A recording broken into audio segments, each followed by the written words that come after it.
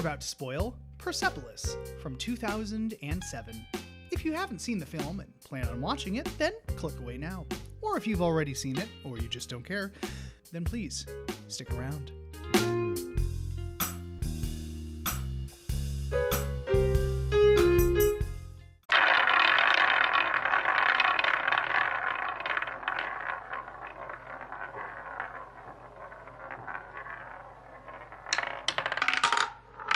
Hello, everybody, and welcome back to yet another episode of Cinema Roulette.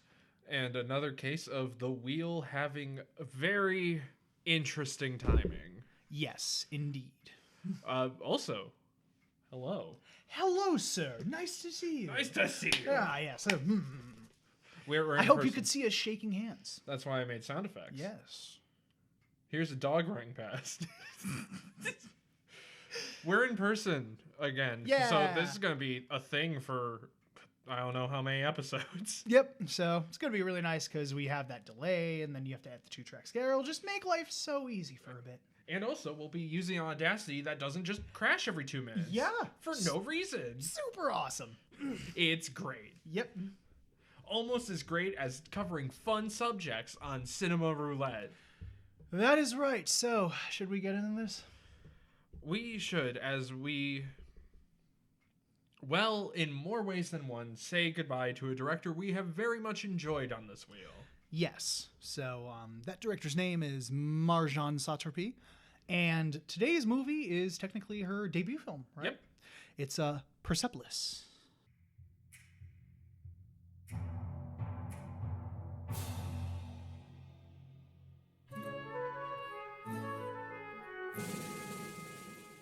What a lovely silence. Beautiful silence.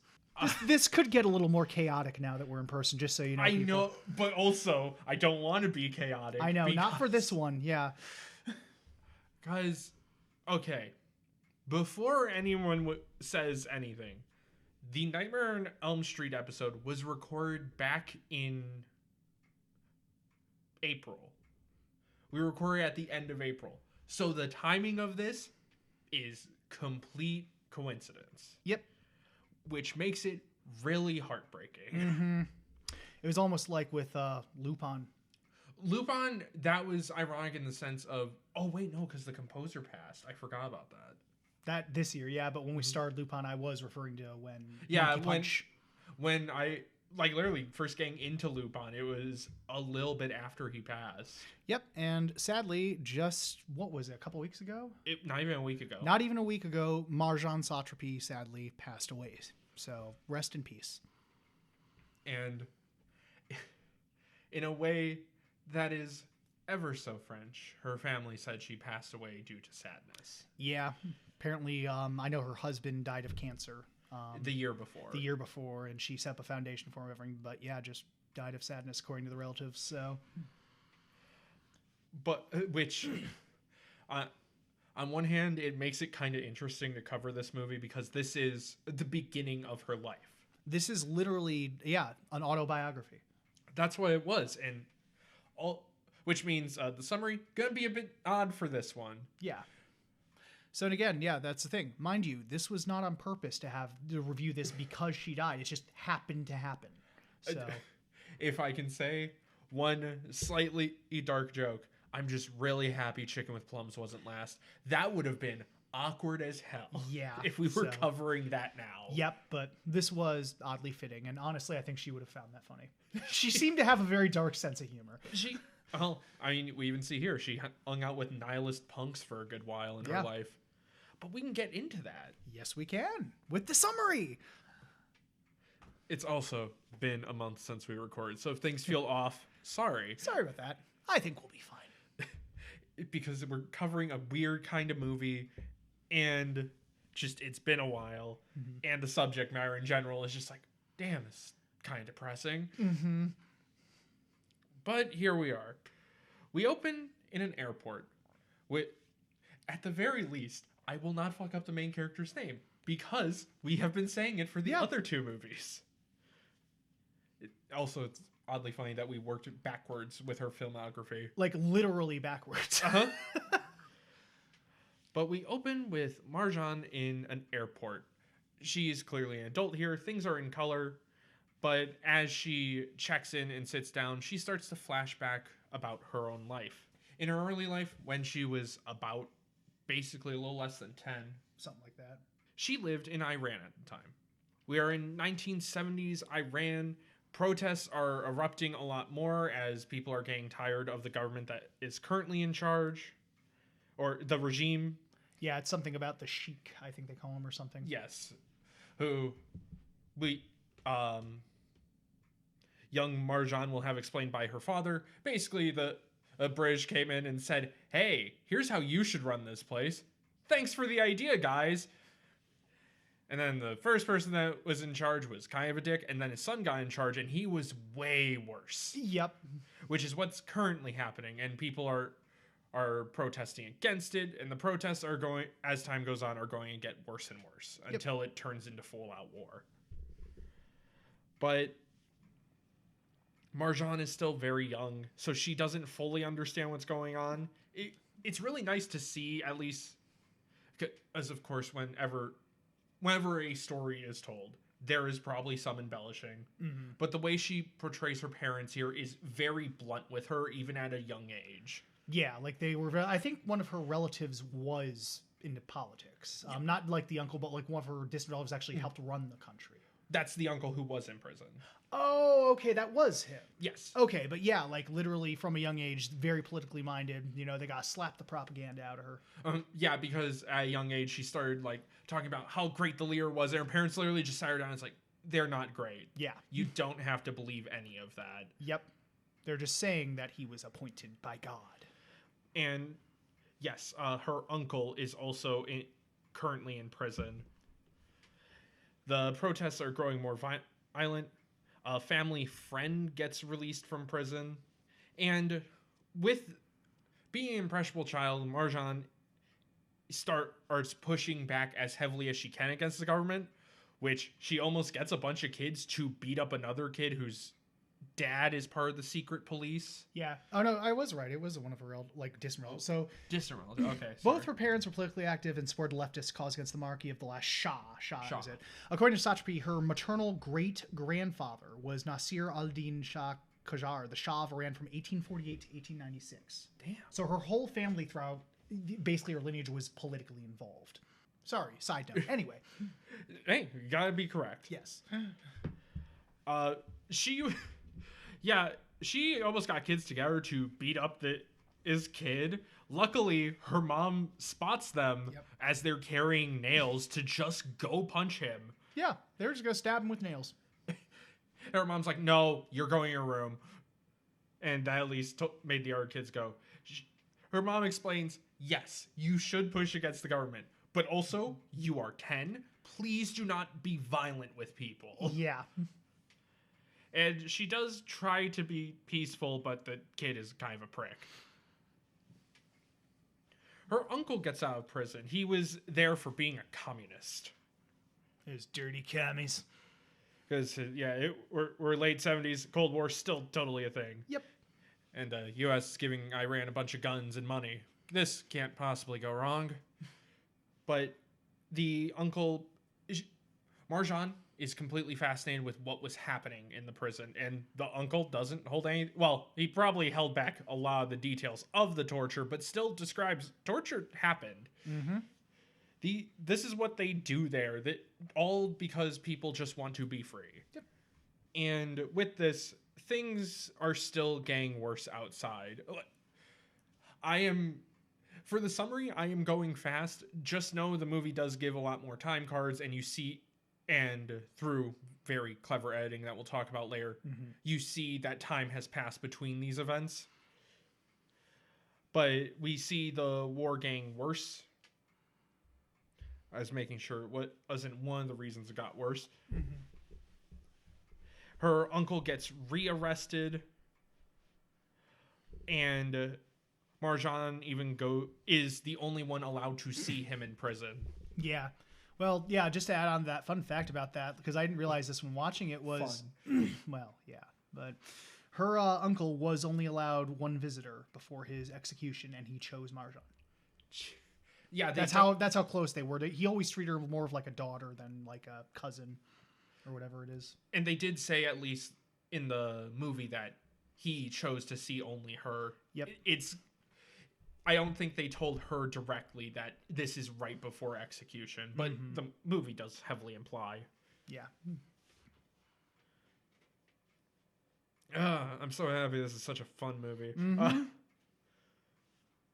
Marjane also has the dream of a kid of being a prophet.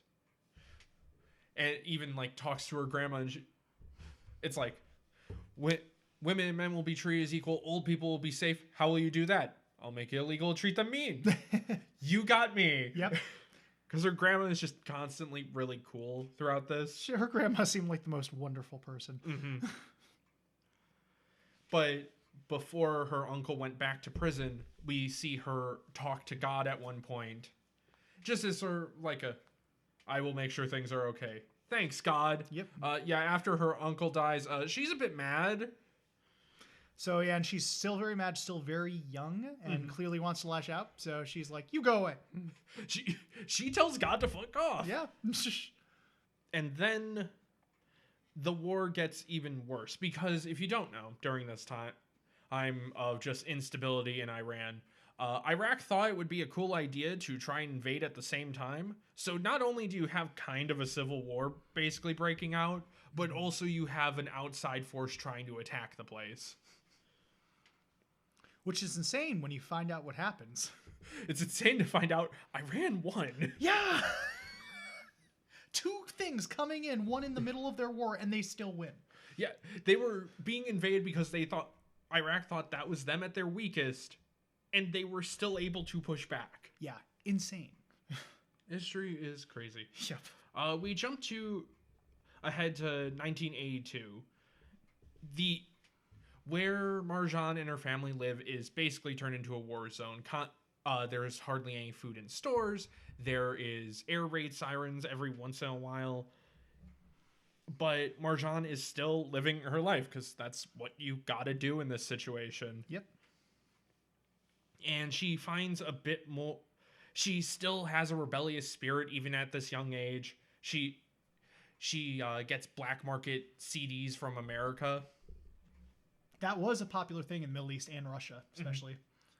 Yeah, because the government was heavily censoring them, and people still want good music. Yep. Fun fact, I know this is a complete different, tangent, but in Russia, they actually had these records that are collectible. I don't know if you see them, but they literally had, x-ray sheets because they had vinyl in them.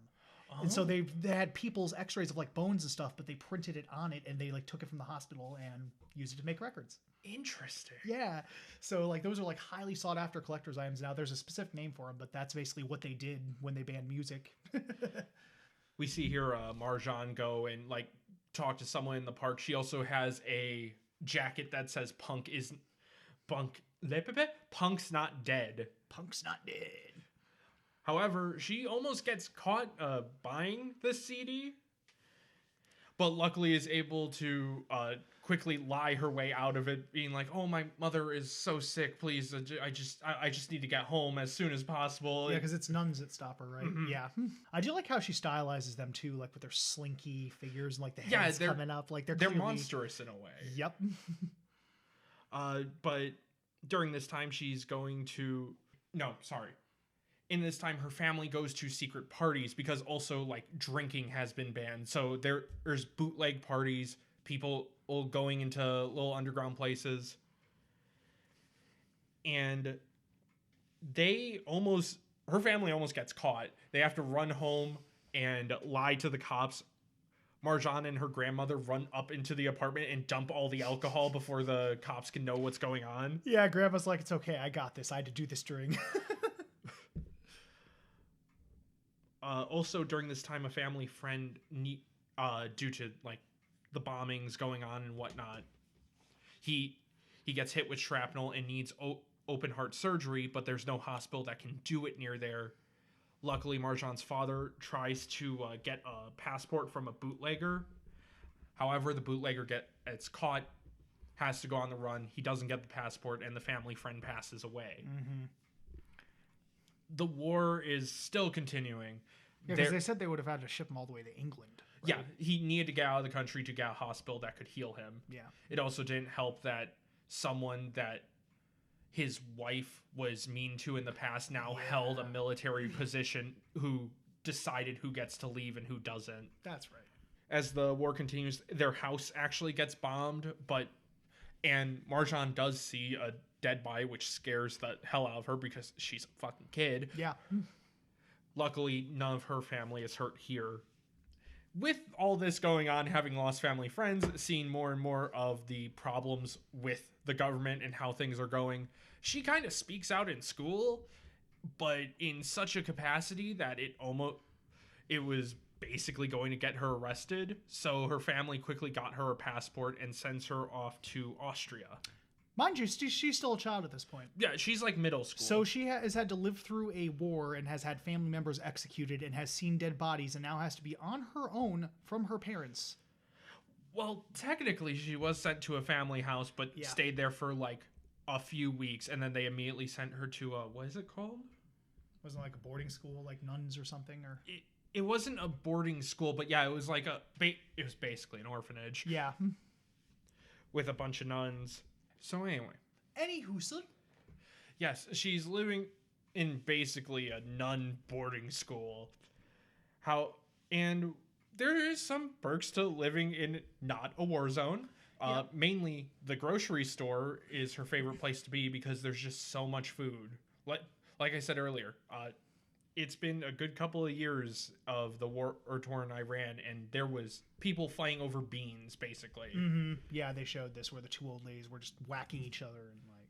Yeah, fighting over the whatever's left in there. She mainly found punk culture. Hangs out with a lot of nihilists at her school and goes to underground clubs, which is lovely animated. It really is. It's great. It's like a big old punk rock concert. There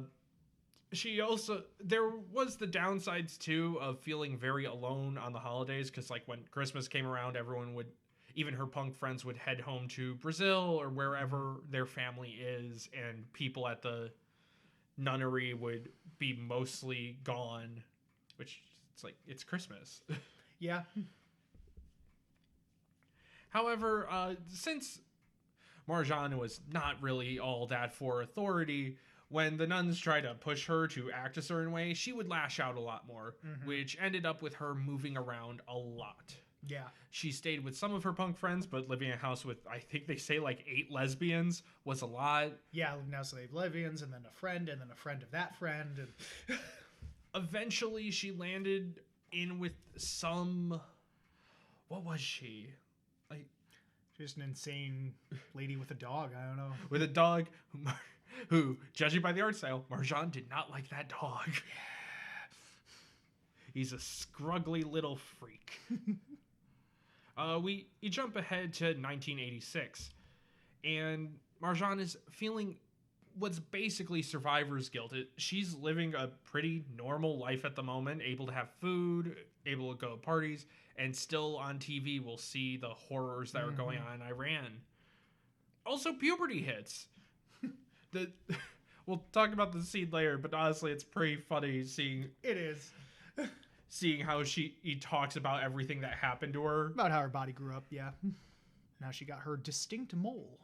Yep. And still living in...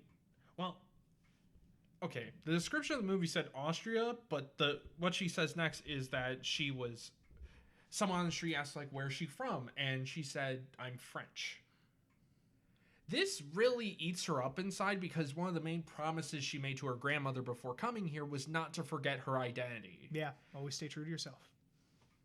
But saying your editing is weird. Hold on. I had a point I was going towards.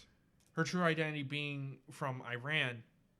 That's a very loaded thing to say, especially at this time. So she doesn't want to deal with that, but also it's going exactly against what her grandmother said. Mm-hmm. School finishes up, though, and her punk friends move away. She kind of becomes part of a group of hippies. but this doesn't last long. Especially because she tries to date one of them and then it doesn't work out. And then the guy's like, actually, thanks to you, I found out I'm gay. It's pretty funny, yeah. If it didn't work on you, it wasn't going to work on anyone. So I guess I'm gay. Thank you. You're welcome. If I had a nickel for how many times I've heard a story like that, I'd have 3 nickels, which isn't a lot. But what the fuck? I know, right? 2 of them are people I actually know, not just movie stuff, which is real weird. That is odd. And this was kind of a loss of love for her, but then she finds a man named Marcus. He was a writer. He did plays. He did everything with him. It was such loving memories. Or was it? Because she catches Marcus cheating. And then she starts to kind of recontextualize what was happening. What was originally a fun snowball fight was him getting needlessly mad and calling her a cunt. Yep. Him boasting about his plays was just him waxing his own ego, not actually being creative or even that good. So this very much tears down her want for love, but also being in such a unstable state. The person she's living with accuses her of stealing a bracelet because of stereotypes towards people from Iran. Mm-hmm.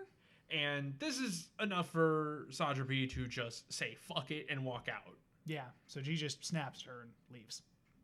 She snaps at her, leaves, and then is homeless for weeks or months until she almost dies because of this. Yeah, because she was already kind of a chain smoker, so I'm sure being stressed and being homeless and out in the cold and all that, she contracted a very severe case of bronchitis. I mean, we even see her smoking cigarette butts that people threw on the ground. Yep. That's how desperate things were getting. Yep. And she goes to the hospital. Because they just find her, right? Well, she passed out of the park and then wakes up in a hospital. Yeah. So someone did just find her. While Marjane is in the hospital, she calls up her parents and asks if she can come home. And they're like, yes, of course. She also says, do not ask me anything. Do not ask about anything that has happened here. And they agree. So she moves back to Iran. The war is coming to a close. The revolutionaries didn't really win. This is more of Iranian history that you, as viewers, have free time to look into. This is more of Marjane Satrapi. Yeah, if you're curious about the Iran war in the 80s, look it up. And there's a problem while she's home. Because she does go to therapy, mainly because she doesn't feel like she's supposed to be here. She felt like an outsider and she was living abroad, and she feels like an outsider again now that she's home. Yeah, it was just her whole big thing about finding her place. And the therapist doesn't really help. It's just like, women, you're kind of having a manic breakdown. You'll get better. Here's some pills. Yep. You'll be fine. And then she slips into a deep depression. The movie even implies that she tried to OD on pills. But we see her go up and see God, and God's just like, yeah, you're not supposed to be here yet. You go back. Yep. Yeah, because she kind of floats by. He's like, what are you doing here? I guess I'm dead. Nuh-uh. Nuh-uh. Floop. Then God holds up an Uno reverse card, and she goes back. Yep. And then life is good. And then this does give her a want to live. Yeah. She goes to university. She starts doing ballet. She's just living life a lot more. She goes to technically an art college, but something I'll talk about this a bit more later, but they don't really talk about her love of the arts in this. Yeah. It's interesting. It is. Also, this whole time, she is singing Eye of the Tiger off key. Yeah, it's pretty great. During the whole montage of her getting better, going to college, working out. Right? Also, as a kid, Bruce Lee was a big Yes. inspiration of hers. Yep. Forgot to mention that. We jump to 1992. War is over. However, there's still a regime in charge. It's even the narration describes, we were just kind of happy to relax. Like, we weren't free, but we were able to forget that for a bit. The laws that are in place are still very strict. It's a very censored society. She, at one point, spots a guy looking at her ass, and the cops were showing up. Right, war is over. Sorry, editing is weird. The group of people. Yes, the cops are showing up, and they will randomly search people, basically. It's just police state. However, she uses this moment to be like, this man was perving on me, because women are both, like, overruled in this society, but also very cherished. It's weird. Fucking bizarre, yeah. It's annoying and hypocritical. Yep. It's a whole thing. Hypocritical. Hypocritical. But she uses this to get the guy in trouble. And he heads back to her apartment. She has been living on her own now. She's been living her life to the fullest. And tells her grandma this. Her grandma is disgusted. It's like, yeah, sure, he was a dick. But also, you could have just gotten him killed. Yeah, like, this is not, like, you know, the trial or anything. This is very much police state. They could just execute this fucker. I raised you better is basically what she says. Yep. We still see her more in art school. New rules come in about what the women are able to wear. And it's already more restrictive than what they're wearing. But she speaks out against it. It shows that she is still actively fighting this type of control. Yeah, it's like the men all have different haircuts. Are we not allowed to, like, look at that? Is there going to be an issue with that? Like, yeah, the men wear whatever they want. We're wearing as much as we can without impeding on us while we're trying to make things. Yeah. Double standards. She also does kind of fall in love with someone again. But due to the standards of the government and society, they can't even walk down the street holding hands without it being too risque. Mm-hmm. So, they decide to get married. A year later, this marriage is not fucking working. Yeah. I think it was longer than a year, but yeah. No, it's just a year later. I thought it was longer than that. Let me look that up real quick. 89 to 94 was her first one. Oh. And then 96 was her. Yeah. Lied to me. Well, stuff started to fall apart a year later because it's literally the marriage and then it says 1 year later. Because I think it was one of those things where she was just married, but she had been chewing on it for a good couple of years before, like, she finally confronts her grandma and all that. Yeah. And she just she starts realizing more and more, like, all that's holding her back in this country. Mm-hmm. And that her husband is a fucking deadbeat here. Yep, he really is. But so with this, she divorces him, decides to move to France. With this, moves back to France, and this is also the last time she sees her grandmother. And with that, the movie just kind of ends on that note. Yeah. Not really a positive note, but not really a negative one either. Yep. And that is... Hold on. Persepolis. I was going to say it wrong again. Bam! So. This movie. Really good. It is. It's... I don't even think I summarized it great. Mm-hmm. That's the problem with autobiography, or just biographical films in general. There's not much of a narrative. Yeah, the narrative is what actually historically happened. And I will say the reason for this movie not really having a narrative other than just telling you what's happening, that's Satrapi's point. Yep. Her whole point of making this story was just to give... Because if you watch nothing but the news on even the Middle East in general, it's nothing but this is a war-torn, horrible place where everyone's oppressed and no one can live a happy life. she did. She did. Like, I wouldn't, of course, not perfect by any fucking means, but she was still living. She still had friends. She still went out and did things. She still was able to be a child in that environment. Like, it's not just all radical people who send all the kids to go off to war and explode everyone and lululu. It's way different than that. These are actual people, you know? Like, and that's the point of, that was the original point of the comic, and that's the point of the movie, is to give you that perspective of this was life for people. Yeah. She also, there is literally, I was looking up more behind the scenes of the movie, and there's literally just an article of why I made Pernelvis. Yeah.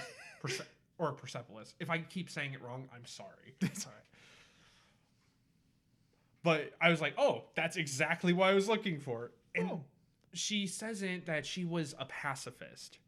And this is a way to help basically bring the world together. She's even quoted for a different interview saying that the people of Iran and the people in America have more in common than they do have different. Mm-hmm. And the people, and one of the main things they do have the same is the government. And you can kind of feel that watching this movie. You really can. Yeah. I mean, of course, especially with the current administration. Mm-hmm. Yeah, because her parents were like far left, but they weren't like, you know, like radical Islam people, like what like everyone thinks of when they think that area. Yeah, because it's like, no, there are actual politics, there are actual people who do it correctly. Like there are people living. There is a variety of people living here. Yeah. No matter how the news wants to paint it, that's not what this is. Yep. And that's what makes the movie so enjoyable too. Is just like, even though the subject matter is heavy, and it gets dark, it's still a nice lens into another part of life. Exactly, a different culture, just a different way people live, you know? Like, I love that. And I think the animation style, yes, this movie's animated, I know we haven't said that yet, is absolutely just so cool. Like, it's so well done. And I think the animation really helps with the tone a lot, because it's really heavy. There is war, there is relatives dying, there is children dying, but like having it animated and stylized to a certain degree really helps it make it palatable and help more people see what happened here. Yeah, and even though it has those heavy subjects, the animation does this really clever thing where it's most of the time it's this very minimalistic style for the characters or the backgrounds, but when it covers something more serious like prisoners getting executed, the war going on, it does these almost rotoscoped silhouettes. Yeah. It reminds you that these were real people. Yep. This really happened. Yeah, their movement is very fluid and very lifelike. So, and it makes it a lot more palatable. Like, you could have cut to real footage. You could have cut to news footage or anything. And that, even though that would have gotten maybe a stronger emotional reaction, it would have been such a tonal whiplash. Yeah, it wasn't what was necessarily best for the movie. Yeah. Which I was so glad that, and that was something that I respect the shit out of this movie, is keeping that balance. Yeah. Like, realizing not only this story needs to be told and told accurately, but how will it be able to be told well? And she clearly kept both those things in mind. Mm-hmm. It was just this balance you have to keep, and she pulls it off beautifully. Yeah, because you can go from a scene where we're told about how 80% of prisoners were executed, and then we're a little bit later, we're seeing her go through puberty, and she talks about, like, her right foot first got too big, so it grows real big and bursts her shoe. Her tits got big, and she falls forward onto the floor. Yep. You hear a squeaking noise. Like, it's kind of funny. Yeah, there's, like, even with visual slapstick and very, like, Looney Tunes sort of antics at times. Yeah. It still keeps that tone and doesn't pull you too far away. Yeah, because the comedic bits, and there are quite a few of them, are, like, mixed really well with the more serious subject matter. So, Satrapi said she did this movie because, well, she didn't do the movie. She made the graphic novel mainly because her college friends told her she's a great storyteller and she needs to find a way to tell those stories. Reading the graphic novel Mouse is actually what heavily inspired her to do it. Mouse, really? Because not only was it a good story, but it had it had a visual element that she enjoyed, and also it showed that medium can tell a dark story. Yes. Yeah, because it's just really cool, and she, I think, drew the novels herself, right? Yep. Yeah, that's so cool. That's also what she liked about doing graphic novels, is all you need is yourself and an editor. Yep. And just something that's interesting too, I actually read a quote from her where she prefers to call them comic books. Because she's like, comic books have such a stigma nowadays. People associate with like either kids, or they associate with like some guy in like a neck beard and stuff like that. And she's like, all of us call it graphic novel, and all of a sudden that all goes away. She's like, no, just call it a comic book. It's basically like a horror and psychological thriller. Yes. Oh, the movie's liked by critics and academia. It's now a psychological thriller. Yep. It's a horror movie. It's horror. Like, I'll make sure to just call it comic the rest of the episode then. But yeah, the animation is so well done and simplistic. Also, the match cuts, or the ways they move the story forward. Yes. Oh, the transitions are beautiful. That's the word I'm looking for, transition. Because there are match cuts, a lot of them, yes. but there are some amazing transitions. Just the opening transition, because we start in color with her at the airport in what would be modern day of the time. Mm-hmm. And then the black and white version of her childhood self runs in front of her, and we follow her into where the story starts. Mm-hmm. It's just really cool little edits like that. All stuff like that. And then like sometimes where like the background will fade out and then fade in someplace else, but the character is still in the center of the screen. Like, I'm trying to remember the one, because it was like almost black with a white stripe in it. And then it's like that's an eye opening, and then you're in the scene. I forget where that was too, but that's so good. Like, just everything so well done from a technical standpoint. Yeah, it's also, it has a lot in there. This movie's only like 95 minutes. Yeah, it's only like a little over an hour and a half. But it feels like 2 hours, and I mean that in a good way. Yeah, in the best way, where it doesn't just fly by too quick or the story's moving so fast. It's paced just kind of perfectly, honestly. It lets you really... Even though it's so short, it has moments for you to breathe and take in the emotion of the scene. Yep. I also like how... Even though you can tell people that Satrapi personally did not like with the way they're drawn. I do love the gag of the annoying teacher. She draws like a caricature of him in college. Yep. Shows it off to her friends, and then when you cut to the teacher, he looks exactly like that. She like draws a dick on his face or something. Yeah, but he's still this very cartoony, quote unquote ugly type of person. Yeah, same with the dog, like you said earlier, and the one ant in the photo. Oh, yeah, the one ant. You could tell she did not like her. Or maybe that was a mother-in-law. Yeah, something. There's a wedding picture, and you just see this woman drawn to look like a horrible person. Yeah, drawn just absolutely grotesquely. Like, like if you needed to visually show evil stepmother. Yes. And yeah, it's interesting how like she shows her mindset too, because when she's talking about the one guy where like life was so amazing, they're drawn normally. But then when she's looking back on it, he's turned ugly and into a monster. He gets like cartoonishly big buck teeth. He's going like... Yep. The voice actor for it even starts like slurring his words more. Yep. But even with that, besides the people who he says wronged her, she doesn't go broad. She isn't like, all the people in Austria hated me, or all the people in Iran are this way. She still made sure to keep a neutral eye to them, basically. Yes. It just shows with what she wanted of keeping that balance of like, I'm not going to judge people on the stereotypes I know. Exactly. I'll judge them after I get to know them. I forgot to say, one of the reasons she kind of goes into her depression is when she's back in Iran, is neighbors and extended family come to see her and keep asking more and more evasive questions. Mm-hmm. And it just, that kind of bums her out and makes her feel more alienated. Yep, because at one point she goes back and sees like everyone she ever met. I'm trying to think, is there any negatives you would say with this movie? I'm being honest, not really. That's fair. Yeah, I cannot think of any. Yeah, I can't think of anything off the top of my head. It's a little hard to nitpick a movie, which is why we can't really comment on plot, because it's what happened. It's life. You can't really improve on what happened. Honestly, should have cut out the war. Should have ended the war sooner. I think should have had the good guys win. Oh God. But yeah, no negatives. And again, we did watch the sub. Yeah, we not watched the French dub of it. Yeah, which apparently there is an English dub. We just do not know how it is. So We don't know how it is. if you see it, let us know. I think they still have the same voice actress for Marjane. Really?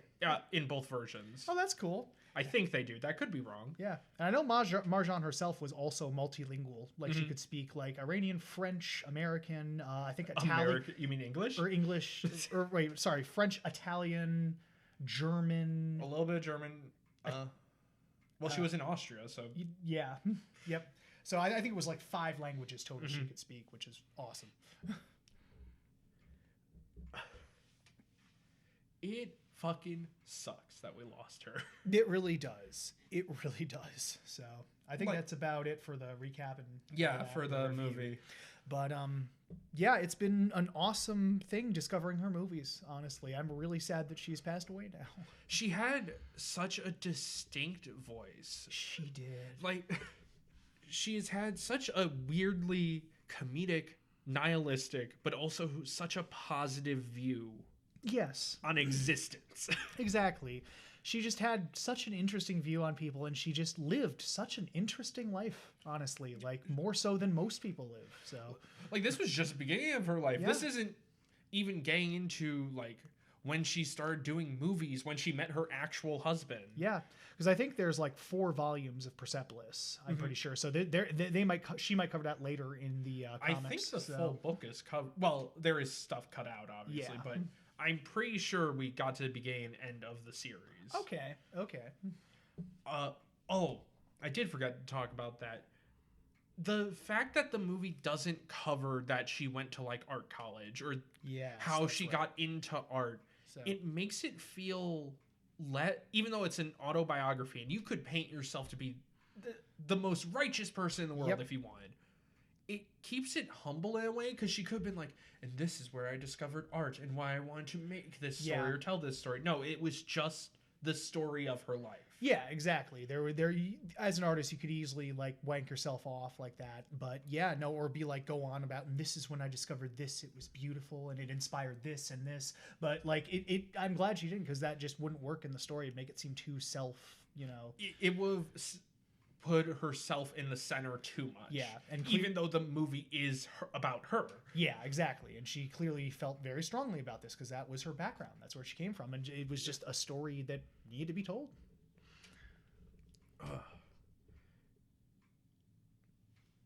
Anything else? I'm trying to think of how to segue things. Yeah. Well, we want to just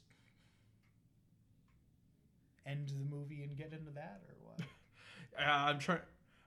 It's just I am going to miss covering Marjane Satrapi. Yes, very much so. So, thank you so much for the art. We respect your movies and miss you. We already miss you, and it's hardly been a week. Yep. But like every movie, we do have to rate this movie, Cameron. Okay. So, what do you rate this 1 out of 10? Honestly, 10 out of 10. The fact that I can find no negatives out, like, I will say, by my own rating system, I give it an 8. okay.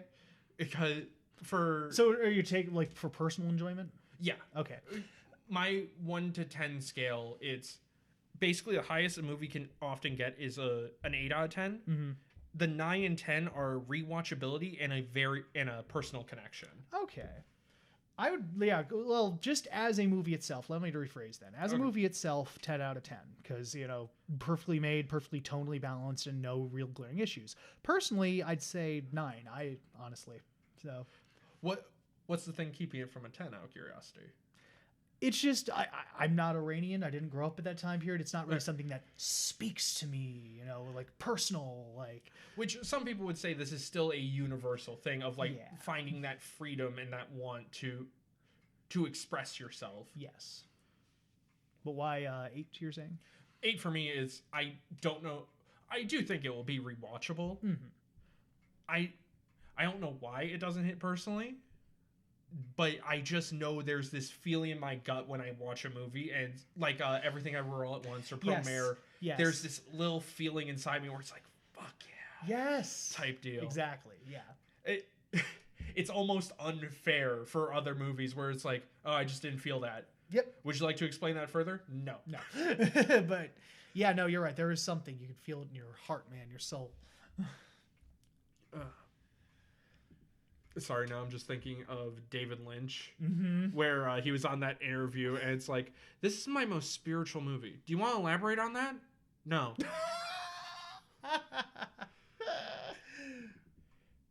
Anyway, we are back. We need to do the gimmick of the show. Yep. We're back on Director's Wheel, and we only have 6 movies left. That's it. We have Lords of Dogtown, M, Miss Bala, Deep Red, Fallen Angels, and The Hurt Locker. Mm-hmm. I don't have much else like wobbity-doo about. Not really, yeah. Shall we? I guess we shall. It feels like such a sudden downer afterwards. I'm trying to pick up energy. I know. We'll be sad again during the recap wheel. Yay! Yay! Anyway, it is time to spin. Oh. Spin. What's this?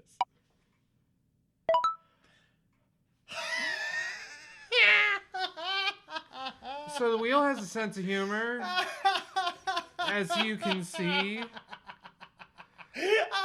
We're not leaving the Middle East, I guess.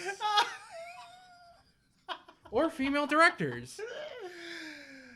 Oh, it's The Hurt Locker, everybody. Next up is the last of Catherine Bigelow that we have with The Hurt Locker. Yes, so stay tuned for that, everybody. Or next will be the Pride Month episode. Yeah.